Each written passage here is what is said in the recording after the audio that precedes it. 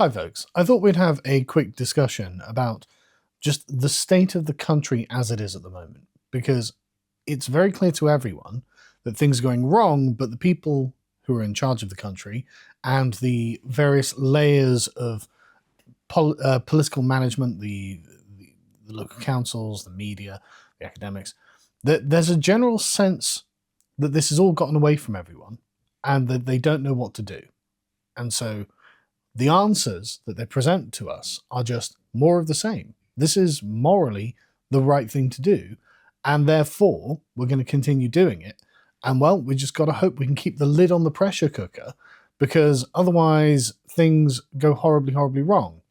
The problem they have is that the pressure is building quite high, and it looks like the lid isn't going to be kept on the pressure cooker. And so we have to go back to the original assumptions that built the society we currently have, the values that we're told are British values that have made this society the brilliant society that it is, and ask ourselves whether there have been any mistaken assumptions, perhaps, at the bottom of them. And so we live in what I'm going to call a social contract society. Now, we don't have a social contract. You might be thinking of the United States with their constitution. That is a social contract society that has a social contract. France is a social contract society, or at least a society masquerading as a social contract society that has a social contract, for good or for ill.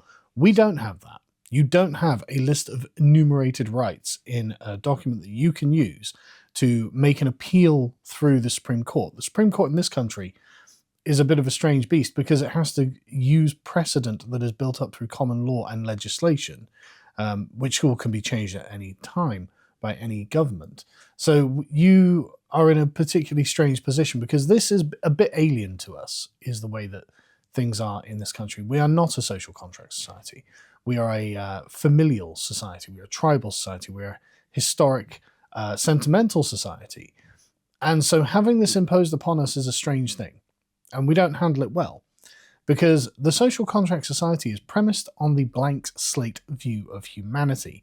It is premised on the idea that everyone is fundamentally the same and only made different by their social surroundings, by the civilization in which they were born and raised. And that means that everyone being rational animals, that's the usual sort of Aristotelian definition of what a human is, if we're all just rational animals, then what we can do is set up a set of laws and rules and norms that are rationally justifiable, and everyone will therefore be compelled to follow them through the innate rationality of the system that we have. And that seems reasonable on paper. That seems reasonable when you have a society that is quite homogenous, that has a overwhelmingly vast population, the percentage of the population who have been born and raised in a certain set of unspoken rules and assumptions and ways of doing things, or folk ways, in which everyone finds that to be completely normal. And so they, for most of their day, they're actually not making rational decisions, they're just following habit. They're just going through the motions as normal and as things always have been to them. And so their interaction with the state is predicated on this huge series of particulars. These particular norms for this particular place, for these specific people, following this individual history of the nation. And this is not something universalizable or interchangeable. And people who come from other countries, other civilizations, they have completely different experiences of the universe. They have completely different expectations of what people should be like. And we've brought millions of them in and said, right, okay, these are the rules, and you're all rational human beings, and therefore carry on, everything should be fine. Well, it turns out that actually this whole system was predicated on a specific kind of rationality, because actually there are different kinds of rationality than the modern, liberal, materialistic view of the universe. There are other ways of seeing the universe, and this has real consequences with what happens in society and whether someone follows the rules. And then you've got the question of mental health. What if there are populations that have dramatically higher rates of mental illness than the native population that everyone expects to just get on with life? what happens when those people have like breakdowns or episodes or whatever you want to call them. The rules of the social contract society only abide whilst everyone is a rational actor within the system and agrees to them. And the second that someone doesn't agree to them, well, then they're worth nothing and they mean nothing. And actually, it's these breaches that we're seeing that are creating the terrible environment in which we're finding ourselves, that are creating the sense of degradation and insecurity, because a lot of the people who are committing the atrocities that we're seeing on a near daily basis these days probably wouldn't be the same in other societies. Because the point of a social contract society is to make it so that everyone is essentially maximally free of one another and not dependent on social groups, not dependent on the people around them. And we assume in the English and Anglosphere countries that this is normal, because to us, this is normal. Frankly, to the Protestant world, this is normal. Having atomic and nuclear families that don't have a huge and deep web of deeply interconnected familial relations around themselves is an unusual thing. That's only the Northwest Europeans that do that. Every other place, now this is to France, the Mediterranean, obviously Africa, India, South America, wherever, everywhere else in the world has much tighter familial relations and much more extended families living in much closer proximity. I mean, this is one of the things that happened during COVID, is they found, oh wait, COVID is by way more, it's affecting to a much greater degree the ethnic minority communities. Why is that? Well, it's often because there are multiple generations packed into a house. Like 3 or 4 generations are often packed into one household in these communities, because that's how they live. That's the normal state of life for them. And so this affects them more than it affects us. Now, it doesn't matter outside of these sort of things, it seems, but what that means, and you'll doubtless have seen Indians in particular, but like people from all over the world, when they're in public, just constantly talking on their phones. They need to be in constant communication with their friends and family, their wider support, the community network. They need to be in constant contact with these people. And to an English person, and to a Westerner generally, this is a bit weird. Like, we expect a bit of privacy, actually. Even when we're in public, we expect our privacy. And these people don't have that expectation at all. They don't have privacy at home, let alone in public. And so you can feel the difference and the distinction of having all of these people with very different social systems being put among us with our particular social systems. And so in their society, they would have people who would be closely around them, closely linked around them socially, that would be dealing with the problems that they have. But we don't provide that in the West. And often, a lot of these people are not here with an extended familial or social network. And so they're just kind of left on their own. This is freedom. This is what total freedom is in the social contract society. No one owes you anything. You are to get along as best you can, and that seems normal for us, but that is wild and weird and alien to them, and we're just kind of dumping them in our society that, from their perspective, probably looks mad, and saying, look, here are the rules, just get on with it. That's not normal. Most societies are not like this. Most societies do not have this level of freedom, and they don't think in the same way we do, and we don't understand them. And they don't understand us. And it was assumed, though, that because they're all rational animals, they're all the same rational people, these rules are any rational person could universally assent to these rules, and therefore they would be able to get along with us just as well as anyone else. And I think that that is being proven to be false. I actually think that the pre-rational, habitual nature of man that we are born and raised into without thinking about it, without even explaining it to ourselves when we're in school, all of these pre-rational assumptions actually really matter, because I think they take up most of a person's day. I think if you actually think about it, how many times did you sit down and derive a conclusion from premises rationally in your mind? How many times did you set out a syllogism in your head and derive a conclusion that was logically coherent? And the answer is going to be zero, practically. Very few times during the day do you actually have to perform any kind of formal logic to get through your day. Most of what you do is just habitual. And so this actually is really important, and we need to start thinking in terms that are much more particularist when it comes to who actually makes sense to be here and what we are doing to them by bringing them in. Like, we have got essentially a kind of lure on a fishing line that is the apparent material prosperity of the West and the technological advancements and success that we've had.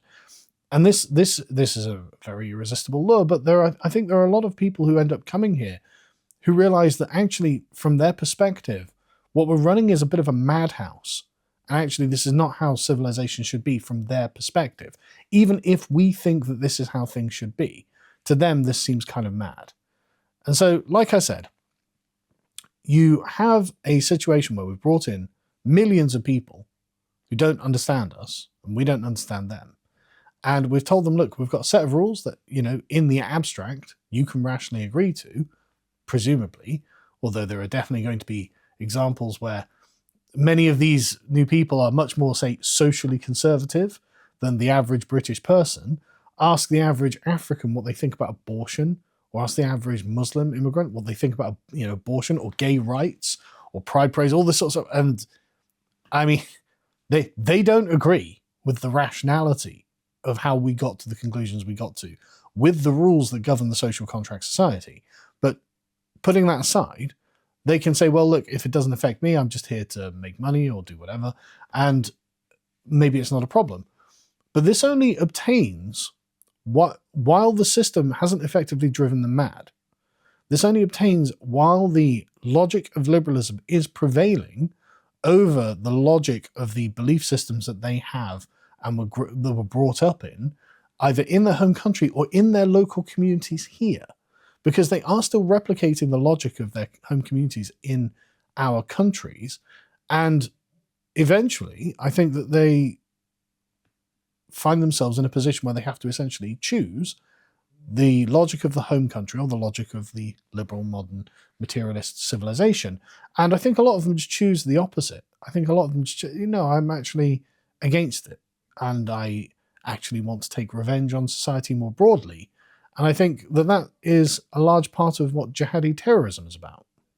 So MI5 tell us that Muslim terrorism is by far the most prevalent kind of terrorism that they have to constantly foil. And they are constantly foiling terror attacks that never come to pass. And we'll talk about some of them in a minute.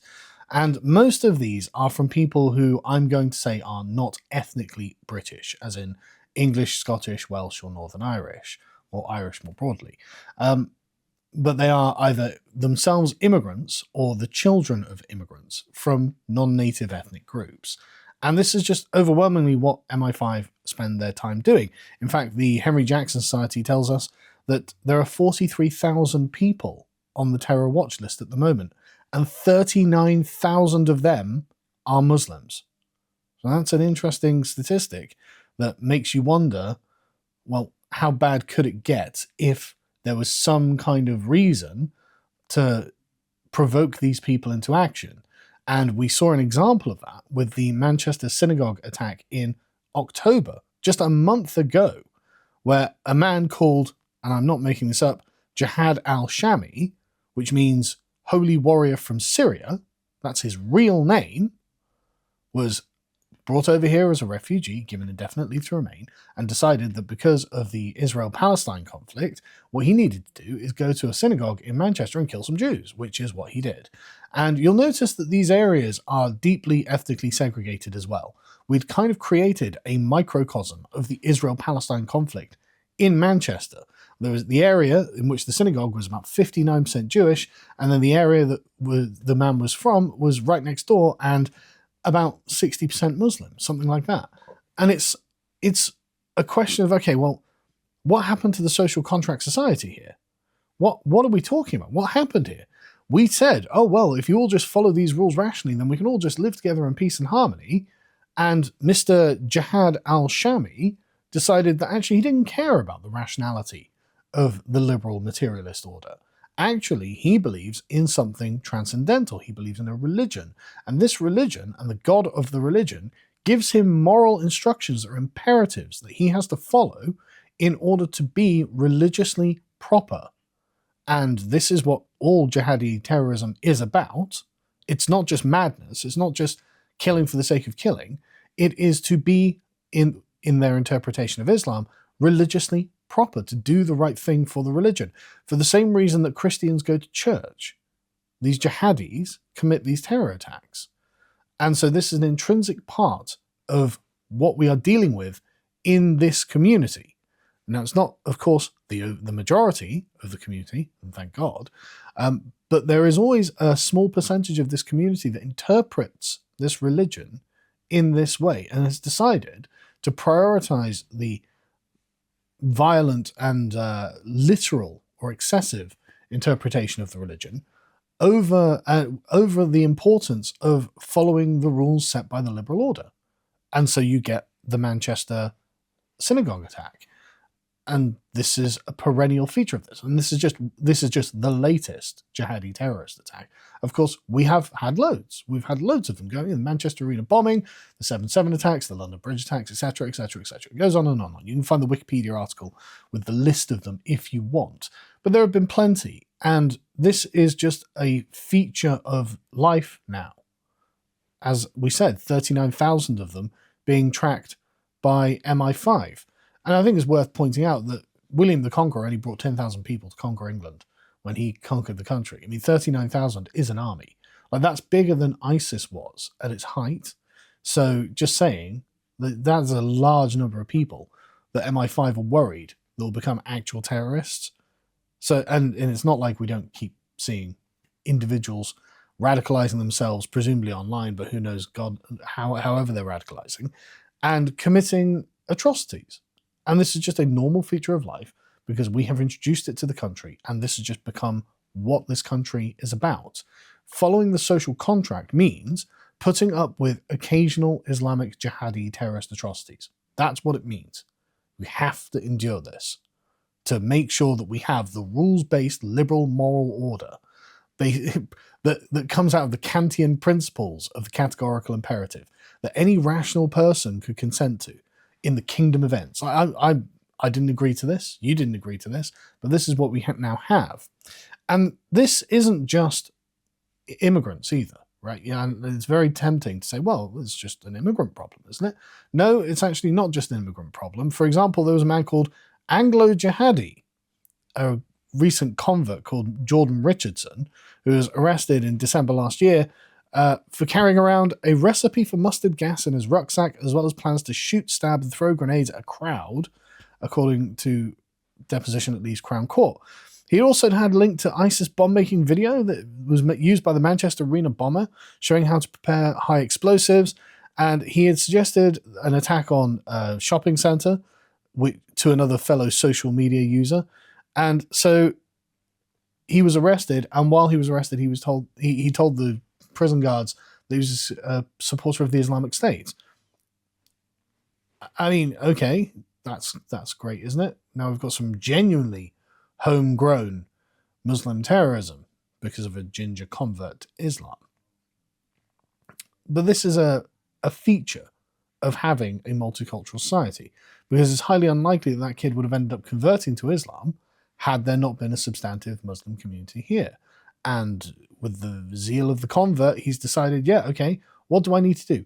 I need to attack the immoral society around me, in which I was born and raised, because actually the rules set by rationalist materialist liberalism are evil from this perspective. And I need to attack the society writ large. Like an attack on a shopping centre or the Manchester Arena or whatever. These are not personal attacks. These are not attacks drawn from a personal motive, as in that person over there has wronged me and I'm going to do something about it. When you have attacks, and this is the same for school shootings in America, by the way, where they are not just school shootings, just mass attacks on crowded areas where they're randomly shooting into crowds or randomly blowing up crowds or whatever it is. These are attacks symbolically on the society itself. I have access to your soft underbelly, where you feel safe but are actually most vulnerable, and I'm going to attack everyone indiscriminately in this area because they are all part of the society that has either wronged me in some way or is in some way morally degenerate and needs to be corrected. And the most impactful way I, as an individual suicide attacker or terrorist, can do that is by just attacking you at random. Just, you don't know who I am, I don't know who you are, and I'm just going to attack you as representatives of the society I hate. And that's a bit of a problem, isn't it? If the social contract society is actually producing people who are prepared on a fairly regular basis to commit terror attacks or commit mass atrocities because the society itself is the problem, well, you're breeding the problem within your own borders.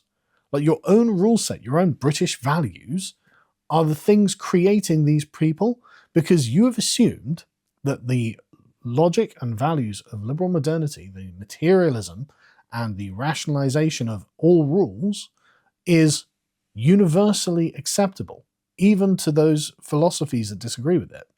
And it turns out that's just not true. And so you get suicide attacks, you get terror attacks being committed all the time. Like, this is not just in England, obviously. I'm just using England as an example. This is happening all over Europe. The people the people that have been brought here and allowed to replicate their culture from their homelands, actually a sizable proportion of them hate our culture and will take steps to commit atrocities against us out of this burning hatred of our culture, and us more specifically. And so we have to ask ourselves, how long can the social contract society be allowed to produce those people who hate and murder because of what it is in relation to what they are? How long can that be permitted? How long can it be that the assumption that actually, no, everyone can live under the giant umbrella of the social contract society be permitted while it keeps producing insane murderers? And I shouldn't use the word insane because that's the thing. They're not insane. They're using the particular logic of a transcendent religion that they feel that they have an interpretation of that sanctions this. How long can the social contract society continue to allow a philosophy to propagate, a worldview to propagate, that sanctions this kind of action against itself? And most recently, I'm going to assume that the Uxbridge stabbing was the product of jihadi terrorism, although who knows, it might have been the product of mental health or something else. It's too early to know yet because the official information hasn't been released. But this was the horrific attack in Uxbridge in the middle of the day on not only a 14-year-old boy who got attacked, a landlord there was an attempted murder by a chap called Safi Dawood, but the most horrific part was just the murder in broad daylight of Wayne Broadhurst, who was just walking his dog and just completely innocently, obviously. He was a bin man, just local bin man, just respected in the area, just normal guy, living his life, living a completely normal life. And then some Afghan immigrant who was brought in a couple of years ago, given indefinite leave to remain, just decided one day, no, I need to just murder a bunch of people here. I need to just kill them. Now, is it because of Islam or is it because he is insane? We don't know yet, but it's entirely possible that it could be from Islam. It's entirely possible that he could have been like, yeah, no, I actually can't stand this insane, degenerate culture, and I need to go and murder a few people to teach them a lesson or something like that. Who knows?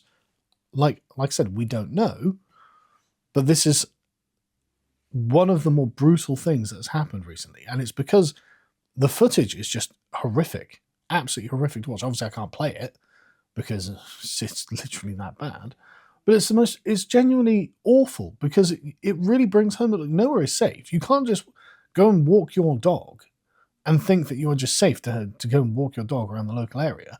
No, there could be someone that Boris's government, or I think, in fact, it was Robert Jenrick, when he was in the government, who snuck 25,000 of these Afghans in under the premise that, well, they helped us in Afghanistan, so I mean we've got to have tens of thousands of them, and then their families and various other people come and live here. So they snuck them in under the dead of night during the COVID lockdowns and whatnot. And it's like, okay, great. So you just be aware that there are people on the streets now who will do this kind of thing.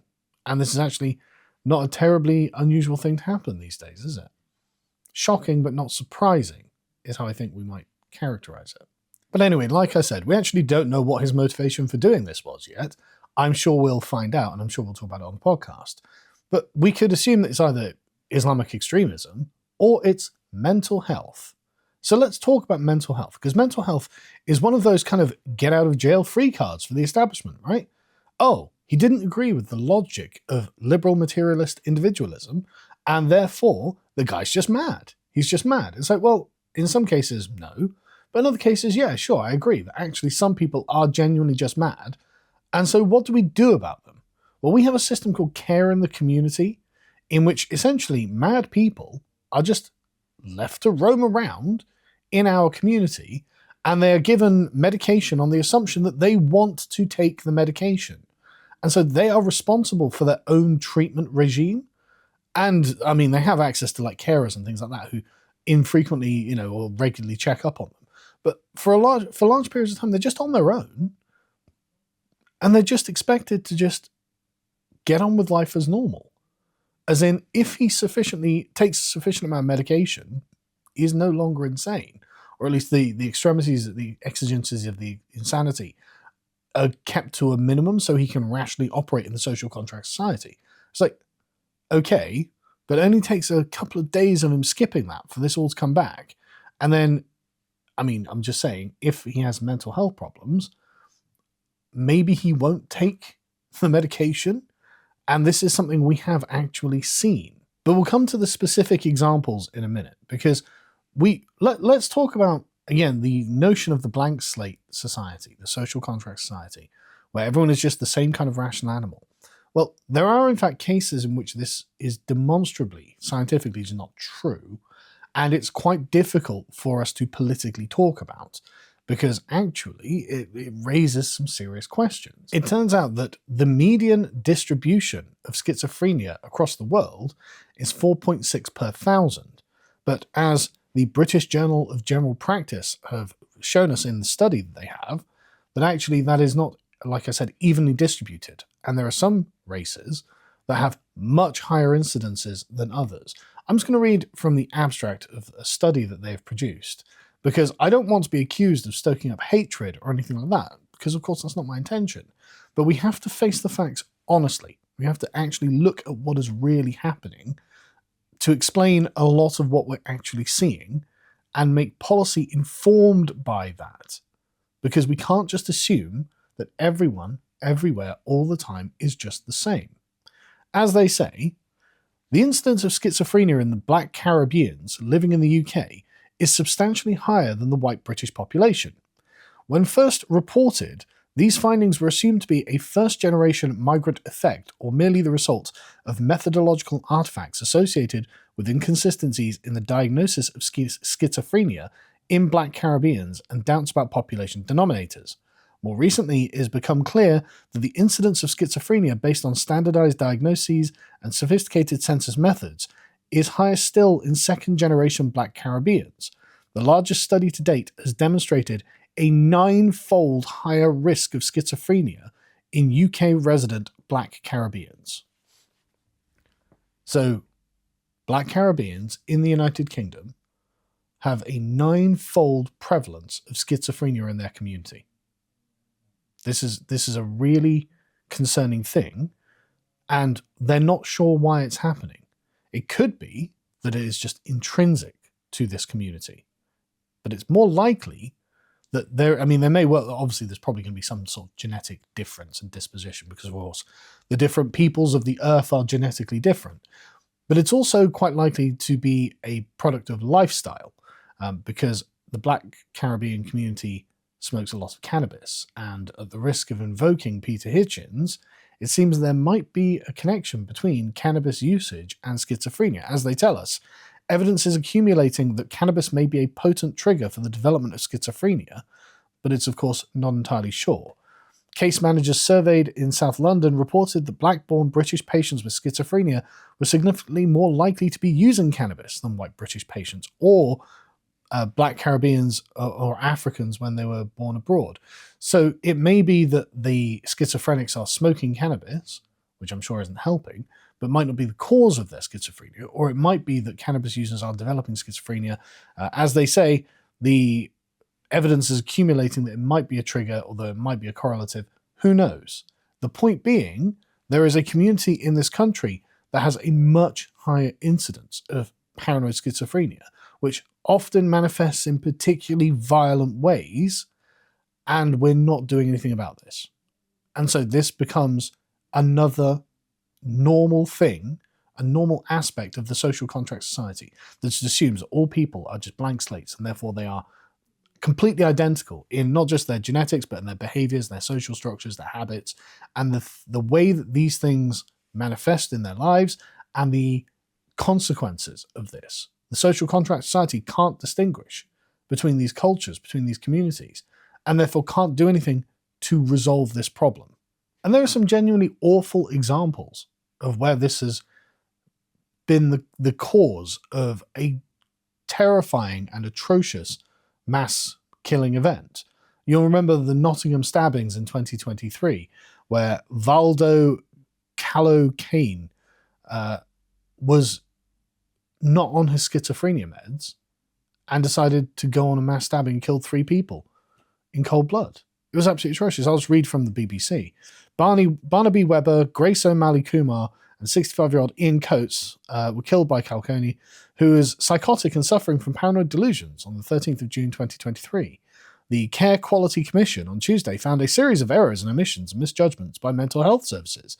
Their review said key risk factors in Calcone's case had either been missed or omitted, including his refusal to take medicine, his persistent symptoms of psychosis, and a level of violence towards other people. Without actions, it said, the issues would continue to pose an inherent risk to public safety, because he had been diagnosed with paranoid schizophrenia 3 years before the killings, and it was assumed that he would just want to take his meds. Well, what if he doesn't? What if he doesn't want to take his meds? Well, 3 people died, 2 19-year-olds and a 65-year-old, just murdered in broad daylight. It's insane that we're allowing this to happen. Like, paranoid schizophrenics probably shouldn't just be given medication and then left to roam the country. But then you've got Axel Rudakabana. Now, I don't have an official diagnosis of paranoid schizophrenia from him, but he had been in trouble repeatedly over and over and over, and clearly had some kind of problems. And this was something that they had specifically gone out of the way to try and minimize when he had had interactions with the authorities. I assume they were trying to be racially sensitive or something, but that turned out pretty bloody awfully, didn't it? They diagnosed Rudakabana with autism and put together a care report, an education, health and care plan designed to deal with it. And they had spent their time watering it down because, I mean, for God only knows what reasons, it looks like sensitivity reasons. But the report had originally stated that there were concerns of occasions where Axel would say and do things that would have been described as sinister, inappropriate. And that sentence had been deleted, along with the line that said, Axel can also appear to be cold and calculating. Another line said that when Rudakabana had difficulty managing when things go wrong, he becomes very angry, which was also deleted. So, bit of a problem. The sort of person who might not actually be that worried about the rational rules of the social contract order and might just say, you know what, I'm just going to go on a mass stabbing spree, say at a Taylor Swift-themed dance class, which seems to be what happened. And of course, then we learned that Rudakabana was obsessed with genocides and had materials about white genocide, had said to someone that what this country needs is a white genocide. And so we are dealing with not only the looming prospect of serious mental health problems, but also a kind of deep ethnic resentment against the white British population. And the fact that his dad had stopped him doing this the week prior, but didn't alert any of the authorities, didn't do anything else, and had essentially allowed his son to continue roaming freely so he could go on his mass stabbing. Like, we've got a real problem here that isn't being addressed, and this is something that I think we're still seeing cropping up. So, for example, in the Huntingdon train stabbings, the suspect is called Anthony Williams, and according to one passenger called Dana Arnold, she told the Telegraph that she saw the attacker coming at her with a knife. I said, please, please don't. Then something changed in his eyes, and he said, the devil's not going to win. I mean, I don't know why he's done this. The information of this isn't out yet. But if I concluded paranoid schizophrenia from this, is it a fair assumption? And he had already stabbed, earlier in the day, a 14-year-old boy. He'd burst into a barbershop elsewhere in the country with this giant knife, threatening the people in there. Somehow he wasn't arrested for these things. And then he went on this train, the Huntingdon train, and stabbed 10 people. I think one died. Luckily, many of the others didn't. But this is just mad, right? This is indicative of a community that has serious problems that the social contract order is actually not prepared to address, not capable of addressing, because it can only deal with these things individually when in fact it seems that there might be a community problem. Like, for example, the other day in Swindon, or last month it was in Swindon, a gang of youths just stomped a kid unconscious and hospitalized him outside of a school for no reason at all, just because they wanted to attack someone, and they gleefully filmed it and then sent it to him. They sent it to him on Snapchat, and the police found no crime was committed. And it's like, right, am I going to assume that there's no ethnic dimension to this? Am I going to assume that this isn't also a consequence of maybe mental health problems or something like that? Or is this just a normal cultural habit for this community? Either way, we really have to be able to address these things. And the police have decided no crime was committed. And the worst thing that happened to any of these boys is a suspension, with one of them being expelled. Like, that's not acceptable, right? We have to be able to deal with these things, or else the social contract society is once again allowing and creating communities that simply don't abide by its rules and don't care about what it thinks or says or does. Like, if they want to break the rules, then they'll just break the rules. They aren't actually being rational in the things that they do. They're actually fulfilling awful and base desires. Or there is, like with the case of Anthony Williams and Axel Rueda, they appear to be insane. And, and what was his name? Valdo Calcone. They appear to be genuinely insane and incapable of controlling their own actions. Or just merciless. In the case of Rueda Cabana in particular. Cold, calculating, and sinister. And angry against white people and wants a white genocide. We have to be able to deal with these things before they manifest in mass killings or public beatings for no reason, gang beatings, and various other things. Like, we have to be able to deal with these things, and if we can't, then the social contract society, like I said, is creating another constituency for itself that doesn't abide by the rules that are supposed to justify creating that constituency in the first place. These people are not native to this country, and that's an issue that we'll get to in a bit. But the last thing I want to say on this as well, when we talk about foreign peoples being brought here and then not actually following the rules-based order, is that you don't understand just how different a lot of these foreign peoples are, right? You don't understand that they aren't just the sort of rules-following Northwestern Europeans that we are. And in fact, their entire cultures, their entire worldviews are completely different to us. So there was a video recently going around about the African view of time, in which the future doesn't really exist. The present is the immediate moment. And then the past is this kind of dream time that just goes on forever and everything just flows into.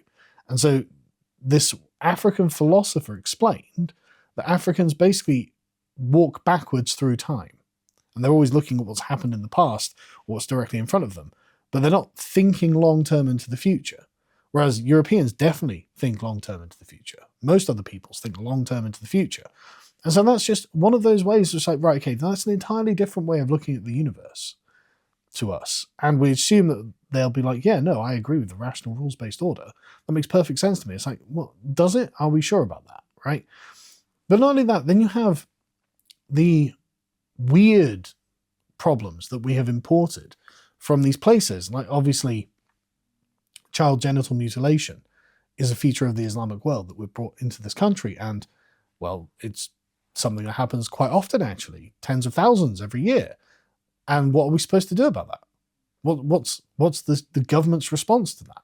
Because that would be specifically to target a specific kind of community and say, you're not allowed to do this. But they daren't do that because they can only individualize each single problem. And so, okay, well, we just have to wait for another one to happen, another one to happen, another one to happen. And even if it's consistently through this community, they've got to be like, well, there's nothing further we can say. It's the same problem with the grooming gangs. It's like, look, if you can't talk about it as a community issue, then you can't really talk about it accurately. But the logic of liberal individualism and the social contract society says, no, things are only individual. And therefore, we can only deal with these individual things as and when they pop up. But that leaves a residual kind of stain on that community. People are aware that the community itself knew that these things are happening, or that the community itself knows that child genital mutilation happens, that it knows that grooming gangs happen, that it knows that these things go on and are a kind of permitted part of the community because it's the culture from the old countries. And so we just have to accept that the social contract society can do nothing about that. It just has to live with them. These are just things that, when they come up, we'll criminalize, we'll punish, but they can't be prevented. They can't be anticipated. They can't be dealt with in advance instead of allowing these things to happen, because that would be racist. And like I said, there are a bunch of very strange practices that are brought over here from the old world, from their old countries, that we have no particular experience of. Like, large amounts of Africans believe in witchcraft, and I mean, I just call it witchcraft, I suppose. I don't have a better term for it, because obviously we don't believe in that kind of stuff. And so very few people abuse, mutilate, or kill children or other adults based on witchcraft. We don't really have much experience of that. I mean, the last person who really did that was like Matthew Hopkins in the 17th century. And he was really doing it for the money, not for the true belief in the thing, I suspect. But this is something that happens a lot. And there are loads of studies about African witchcraft that has resulted in various forms of child abuse, various forms of mutilation, and is a problem that the British state just doesn't know what to do about. What are they supposed to do about Africans with beliefs in witchcraft? They genuinely think this. They genuinely view the world as being imbued with spirits that can be manipulated by witches, that their enemies, people who they dislike, or demons or whoever, are doing this, and therefore they do terrible things to, say, children or to whoever based on this. And it's like, okay, what's our plan for that? What's the social contract society's plan for witchcraft sacrifices? Because that's something that's happened in this country. That's something we genuinely have to think about. And yet we don't know what we're doing. And we can't address it on its own level, on a spiritual level, because our culture is irredeemably atheist and materialist. And we can't deal with it on a community level, because that would be prejudicial. And so we're just sat here going, well, I guess when it comes up, we'll just punish the guy who does it. It's like, yeah, okay, that's probably not a great comfort for the victims, right? The victims would probably like to not have been victimized, assuming they're still alive afterwards, to have the opinion. Same with the grooming gangs. Same with the terror attacks. Like, prevention is always better than cure. And so the liberal establishment on both the left and the right is left in the unfortunate position of having to conclude that actually this is all fine. This is exactly the system working as intended, and this is what you can expect going forward into the future. More of the same is going to produce more of this, and this is going to be completely normal, so get used to it. Both Fraser Nelson and Owen Jones have published pieces saying, no, crime isn't up in this country. Crime is actually down across the board. Everything is getting better. Material prosperity is apparently increasing, even while you look outside of your house and you realize everything is decaying and the streets are filled with strangers and everything is getting far less safe. They're convinced that the numbers that they have on their charts represent true reality and your actual experience outside is actually a false reality, a false consciousness that you have of the world. And so they're convinced that this is all fine. And they draw this from the National Crime Survey, which is a survey that goes beyond what the police actually record, because they're well aware that the police are simply not recording all of the crimes that are happening in this country. And the crime survey, they tell us, excludes crime against commercial or public sector bodies, tourists, or those living in communal establishments like care homes, student halls of residence, and prisons. The survey does not cover crimes where there is not a specific victim, such as drug possession, other crimes against the state. The headline crimes include theft, robbery, criminal damage, fraud, computer misuse, and violence with or without injury. Details of these crimes are collected through interviewer-administered sectors of the survey, and the estimates are reported as both incidents, the estimated number of crimes, and prevalence, the estimated proportion of the population that were victims. And so what Fraser Nelson and Owen Jones do is compress all of the crimes into a single graph of total crimes committed in the country and say, well, look, this is down. And overall, that might be true. Like if you look at the graphs that they'll present of just generally violent crimes, you'll notice that they peak in like 2005 and then they tail off. It's like, well, yeah, but that includes, for example, instances of guys going to the pub, getting drunk and having a punch up outside, or someone being assaulted wherever, just in a fist fight or something like that. That's all violent crimes. But actually, if you become slightly more granular about this and say pick a certain kind of crime, you'll realize that this has actually gone up by orders of magnitude. We can take, for example, crimes with knives or sharp instruments. In 2005-2006, there were 32,820 offences, according to crimeandjustice.org.uk. But according to the National Crime Survey, last year there were 51,527 offences. So that's nearly doubled in the last 20 years. Knife crime. And you can look at the knife murders, the deaths by knife crime per year. In 2014-2015, it lulled at 186, which is mercifully fairly low. But last year, in 2023-2024, it was 262. So it's not like that's gone down either. And okay, it's not great that in 2005 you had a much higher chance of being beaten up outside the pub or something by some guy who's drunk or whatever it is. But I'd prefer that over getting knifed, which is much more likely now than it was back in 2005. So just saying, the kinds of crimes, even just down to violent crimes, are not consistent. They are not the same. They are not, in my opinion, equal or equivocable.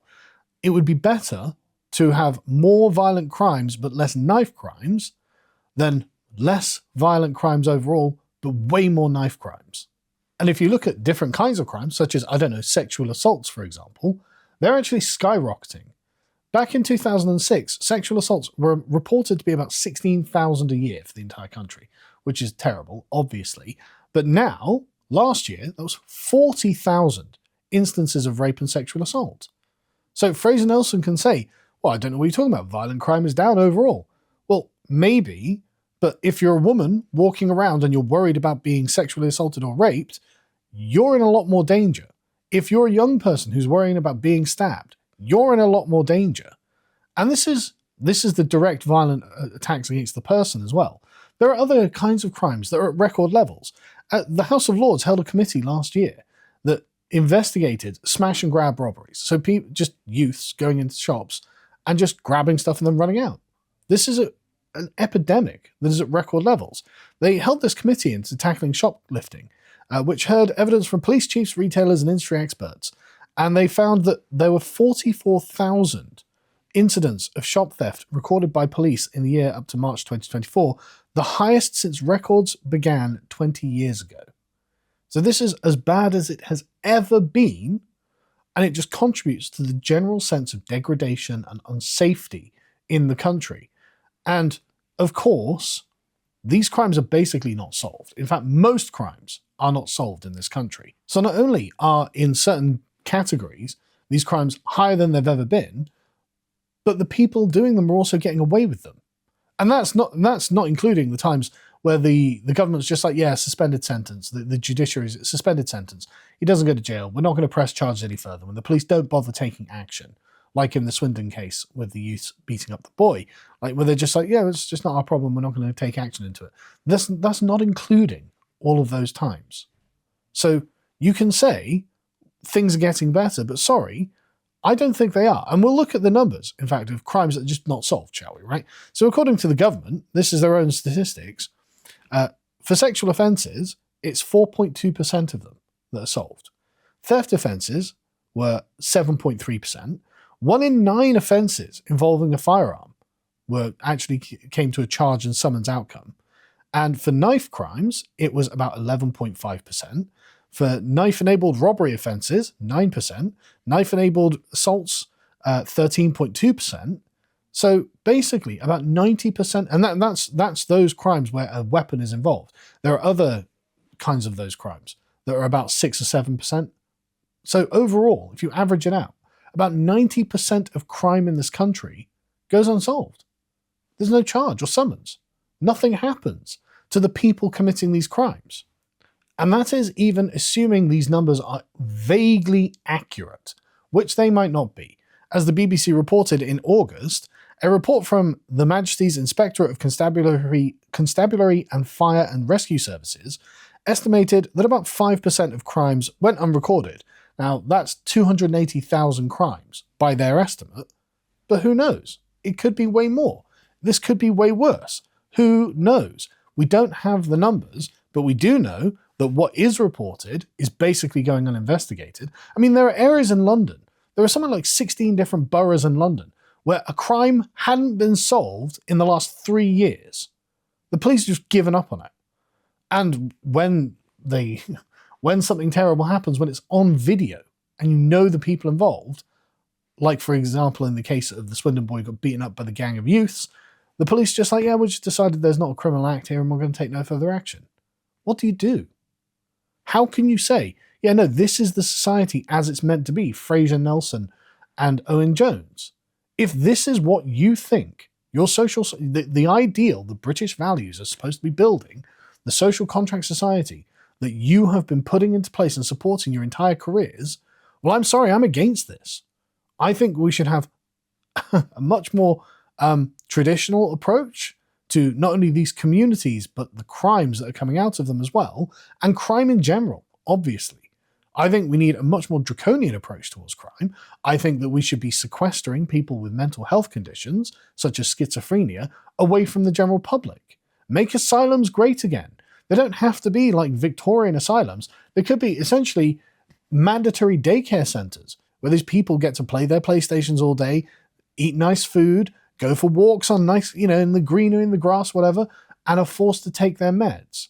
I don't think they should just be care in the community, allowed to roam around at will. And I mean, there are so many other points. But this all becomes very clear to the British public that actually, if these people weren't here, we wouldn't be dealing with any of these problems. What this has made many people in Britain realise is that the communities of foreign extraction that have been planted in our country have brought with them many problems that the government, the state, and the governing philosophy of this country is unprepared to deal with. They have no answer for any of these problems. And in fact, the only thing that they can say is, no, you're going to have to expect more of the same. You're going to have to take it on the chin. You're going to have to tough it out. And that's the only answer that they have. And so people are like, well, actually, I think there are other answers, even if the liberal materialist state won't recognize them. There are other solutions to these problems that would act as preventatives. So fewer people are raped and murdered. And I'm actually in favour of those. And this has become a problem for the British liberal class, because they're like, no, this is our dream. We are currently living the dream. We are currently instantiating human rights universally across the country. So this is as good as it can possibly get. And if you think things are getting worse, you're wrong. Crime is at an all-time low. We've never been more prosperous. And if you think these people are not just as British as you, then you're a bigot. And I hate you. Basically, a lot of people are asking themselves, why are they lying about the nature of what's happening here? Why is it that the British political class is committed to a series of carefully constructed lies and outright denials of reality. Why are they committed to them being just as British as you? And this is something that you'll see the commentariat come out with all the time. Every time that there is a terrible atrocity, they'll dig into it and they'll be like, oh, look at that. He was given indefinite leave to remain, or he was a British national, he'd been given citizenship, or, and this is their favourite one, he was born here. Therefore, he is just as British as you. You might well be able to trace your ancestry back to Cheddar Man 9,000 years ago, who was found in Cheddar Gorge, and his descendant was found just around the corner working as a history teacher. But this chap, Jihad al-Shami, for example, well, he was given indefinite leave to remain a couple of years ago and the British passport was issued to him. Therefore, he is just as British because the social contract society only recognizes the legal acts of the state as creating the people within the state as being British or not British. And so if the legal acts of the state, by literally executive fiat, has issued out passports like they're going out of fashion, well then what legal avenue do you have to say these people aren't British? And the answer is, you don't. If that guy's got a British passport, well then, surely he's a British citizen. And if he's a British citizen, that's all the legalistic framework needs for this particular philosophy to recognize him as one of ours. And so Mr. Jihad al-Shami, or Axel Rudakabana, or Anthony Williams from the Huntingdon train attack, these are all just as British as you, and you are a racist for trying to observe a distinction. You are a racist for saying, oh, there is a problem with a minority community in this country that has brought in to this country problems that we did not previously have. And so they have to lie. They have to say, these people are just as British as you. And they have to then fall back on the idea of integration. Well, he was born here. He's a Welsh choir boy. He must be British because he was born here. Even though the question of integration is clearly off the table at this point. I mean, in many of these communities, of course, immigration has made it so there are just basically zero British people around, or British people themselves are the overwhelming minority in these communities, and therefore how could they integrate into British culture?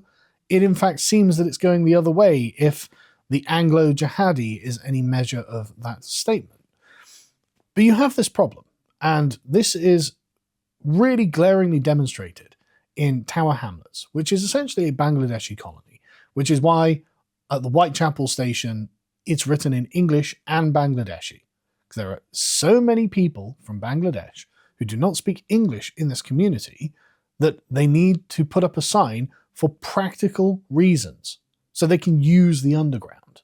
And Tower Hamlets is a great example of this because there are councillors of Bangladeshi extraction in Tower Hamlets on the council who just advocate for Bangladeshi interests non-stop, but then will go back to Bangladesh and campaign for the Bangladeshi National Party. There is currently a councillor in Tower Hamlets who is campaigning in Bangladesh for their national party. Whereas, of course, in Britain, they're councillors for the very, very progressive Aspire party. They're very progressive over here, but deeply nationalistic over there.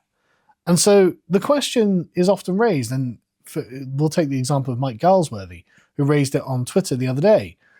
When he responding to Matt Goodwin, who's saying, well, look, these people aren't British, he replies, well, please continue, Matt. What does make someone British, if not a piece of paper saying that they are British? What an incredible take. Again, the take, the opinion precisely of the rationalistic, legalistic social contract society. It is a piece of paper that determines, that denotes whether you belong here or not. And therefore it's done by authority, it's done by the government, it's done by the legal system, and it's done by fiat. It is not done by something outside of the control of the establishment. It is not that you were born here after 1,000 generations of people stretching back to Cheddar Man or anything like that. That gives you no greater claim to this country than does Jihad al-Shami being allowed in by the Conservative government, being given indefinite leave to remain by some person in the Home Office or whoever did it. It doesn't matter what they think or feel. It doesn't matter if they're a councillor here and then a BNP party supporter in their own country. None of that matters. The rational liberal state cannot draw a distinction between these two people because it can only see them as theoretical individuals on its ledgers. It doesn't understand what it truly is to be British. And so if I say pointed out to Mike, say, look, it's done by lineage, Mike. It's done by your inheritance from your parents.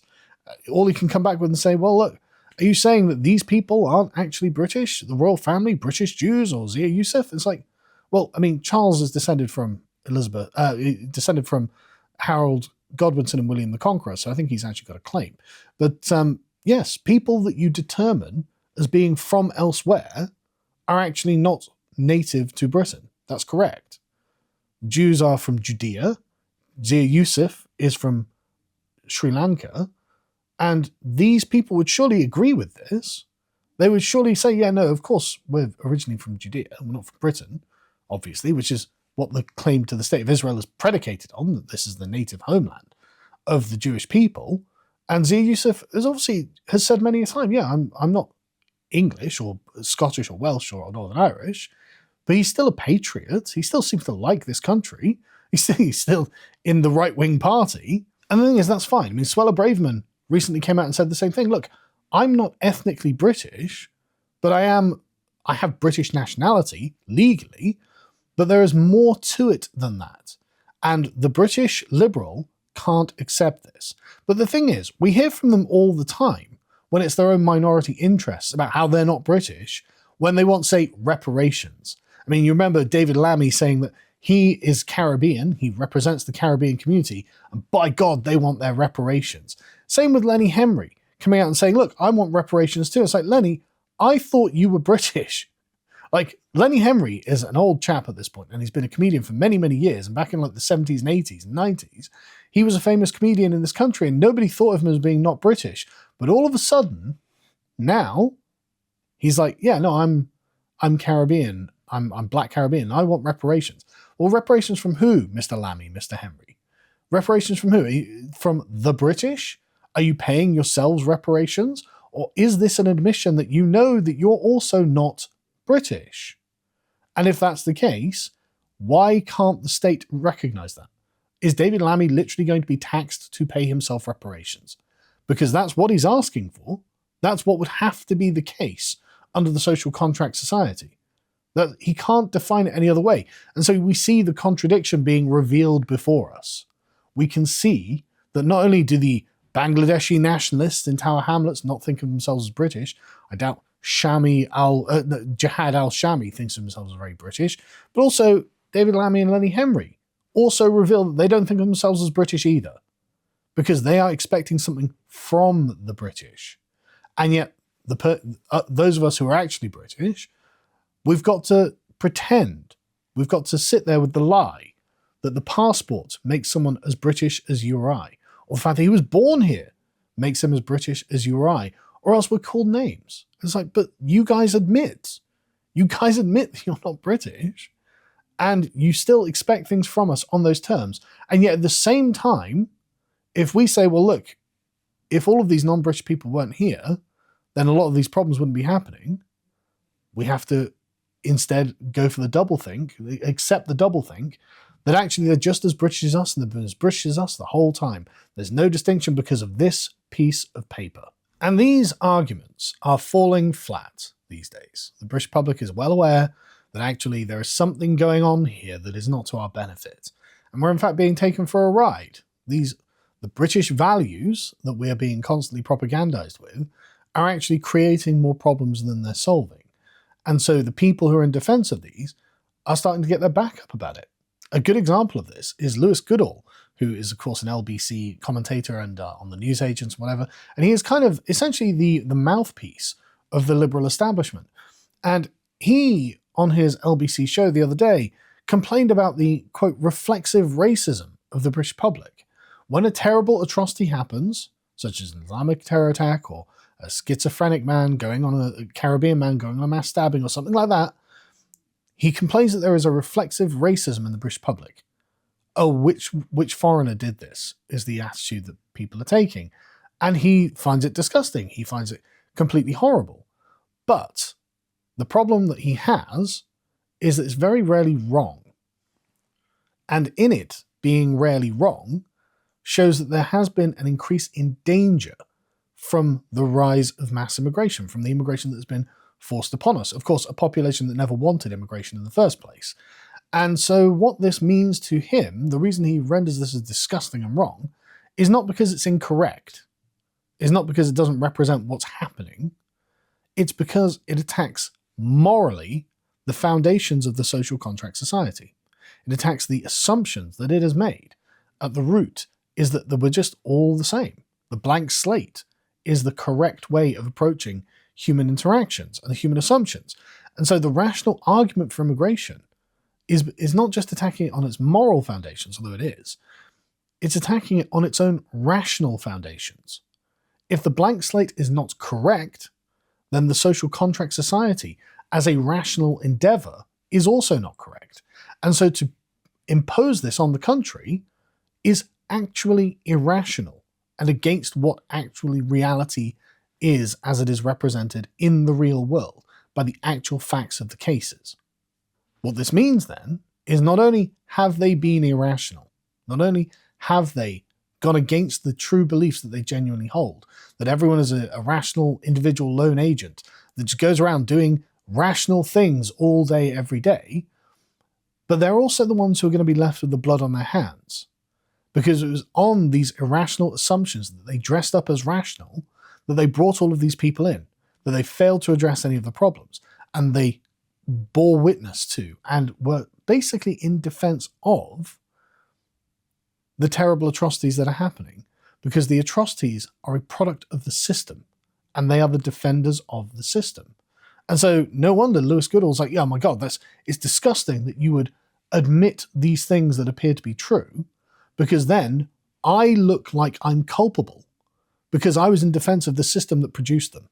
And so you have dinosaurs like Michael Heseltine, the Tory grandee, coming out of his retirement, I suppose is what you'd call it, at the age of 92, and having these lovely write-ups in the Times, where the first half of this article describes how he's just in his gardens, and he's tending his trees and his flowers, and he's living in this very remote, very gated community in a 90+% white English area, complaining that the politics of the middle 20th and the late 20th century no longer obtain in the early 21st century.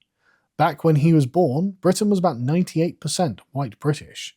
Back when he was in government, it was about 97% white British.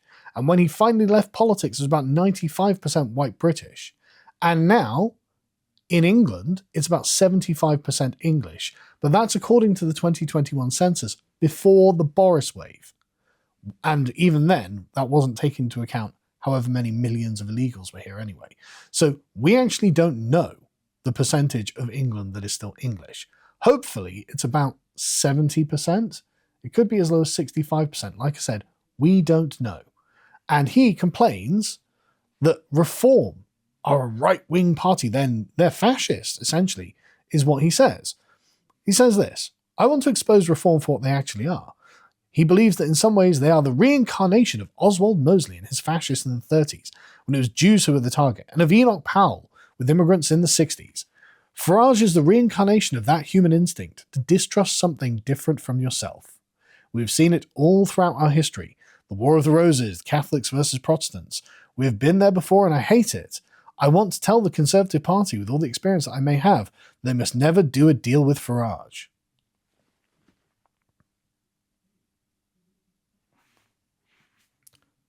The world has changed, and he has not updated his understanding of the world to accept it. Now, he's 92, so I'm not surprised he's a bit stuck in his ways, and I'm not surprised that he thinks the country is as it was back in the 1970s and 1980s. But that world has moved on. That world has gone, and unfortunately for him, it is not merely about now victimizing innocent minorities who have done nothing wrong. Actually, we can see what's happening with these communities, and we can understand why it's happening. We have lots of evidence to suggest these are real problems, and unfortunately, this kind of universalist, liberal, social contract morality can't deal with the issues. So all they can do is promise more of the same. All they can do is say, well, look, we can't address any of it, or else you'd be a racist. You'd be the reincarnation of Oswald Mosley, which is just absurd to think that. Nigel Farage is the reincarnation of Oswald Mosley. And it also is a way of deflecting from admitting that the politics that they agreed with their whole lives, and even till this day, has created this state of affairs. It's a way of trying to avoid taking any of the blame, shouldering it, having any culpability in the way that things are now. But you are the people who brought us to this point. It's all of you guys, the entire political establishment, that has brought us to this place and has left you essentially on the outside of your own project because of the manifest problems that you, in your arrogance, assumed wouldn't pop up because you thought you knew what human nature was. You thought you knew that actually people are all rational, universal, individualistic animals that will all agree on the same set of principles and premises and therefore can live multiculturally side by side with no problems at all, and reality has come back and slapped you in the face. That's not how it works. And actually your precious rules, your precious social contract, that only lasts as long as the people involved care about it. And as soon as they don't, terrible things ensue. So what can we conclude from all of this? Well, we can conclude, I think, that the liberal paradigm of the 20th century that was accelerated under Tony Blair and accelerated even further under Boris Johnson is coming to an end. I think that the excesses of it have been manifested throughout the terrible amounts of crime and terrible amounts of terror attacks and various other mass casualty events that we've had, and it can't go on forever. What we're looking at is the paradigm of the 20th century finally breaking down in the 21st. Now, that's going to leave a lot of people on the outside and left holding the bag on this, being the ones who are responsible for this, and they aren't prepared to try and change their positions on anything in order to account for the new reality. But things are getting worse. They're not getting better. Things are genuinely part of community problems. Things are genuinely outside of the control of the state. And I'm adopting a very narrow view of the problems, but I think these are the core problems that are the real issue. But the problems are, of course, way wider than this. Like, I'm not talking about the economy. I'm not talking about the amount of taxation, the amount of state spending. I'm not talking about the second and third order consequences of mass immigration, such as the difficulty of getting a job, the suppression of wages, the increasing of the price of housing and renting. I'm not talking about the fact that everything is just getting more expensive and that everything is just getting outside of people's reaches. I'm not talking about any of those things. I'm talking about the questions of the nature and composition of the civic polity itself, of the national identity, and of the problems that are generated by communities that are just invisible to the liberal establishment. Like, I'm only talking about one narrow pillar of the perennial and repeated failures of this liberal order. And we are watching it, like I said, in real time break down in front of us. And so what does that mean? Well, that means that the people who decided that we're going to rub diversity in our faces, well, the Boris wave is rubbed diversity right back in their faces. And now it seems that this project is just unsalvageable. Like, I don't know how they could, from their own principles, from their own paradigm, from their own philosophy, attempt to address any of these problems, because a lot of these problems are collective, they are communal, and they are non-rational. They are not problems that can be solved with a further application of laws. And you'll notice whenever anything happens, that's the first thing they go to. Well, I mean, we're just going to have to ban knives, or we'll have to ban zombie knives, we're going to have to ban this, ban that, ban the other, as if this is the problem. It's, we had an insufficient amount of laws, which is why we didn't get these kind of things happening back in like the 1990s or the 2000s or whatever. Like, it's as if the insufficient, overbearing nature of the state has not yet created the utopia. But again, even if we had the digital ID, if we had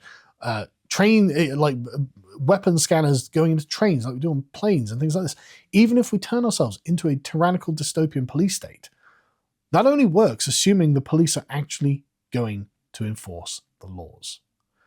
And we've seen repeatedly that the police only enforce the laws against those who are compliant. You will get extra taxes. You will get digital ID. You will get the arrested for things you post online.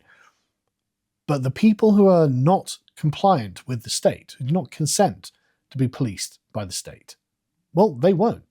They'll get away with their crimes. They will just continue to steal from shops. They will continue to engage in violent behaviors. They will continue to take on, do all sorts of things, like 90% of gun crime being unsolved and all that sort of stuff. They will continue to do these things. And you just have to hope that it doesn't happen to you. Because this is the world getting markedly worse. It's degrading in front of us. Law and order breaking down. This is the society in decay, and they can't arrest it because it is the very nature of the operating principles that they have brought into play that has created this. They can only produce more of the same. And so the best they've been able to do up until this point is keep a lid on it, to stigmatize you. You're concerned about grooming gangs? Oh, you're a racist. You're an Islamophobe. Concerned about this? You're a homophobe. You're a this, you're a that, you're a xenophobe, you're whatever. They had all sorts of social tools to keep a lid on all of this for many, many years, but the problems kept increasing. They kept growing. They kept getting worse. And now it's got to the point where I don't think they can keep a lid on it. I don't think any amount of social censure or censorship will actually be able to keep people from properly understanding what the problems are. And this is why I think that people overwhelmingly are voting to the right. The right are the ones currently in the driver's seat culturally. And soon, it looks like it'll be Nigel Farage in the driver's seat politically. And if he had a vision, then he would be able to overthrow and overturn this whole order. Of course, I don't think he's going to do that. I think what he's going to try and do is essentially prop up a system that is in decay. But I don't think he'll arrest the decay by doing more of the same. And so expect tomorrow, or the day after, or the day after that, the terrible things you read about on the news, they could be you.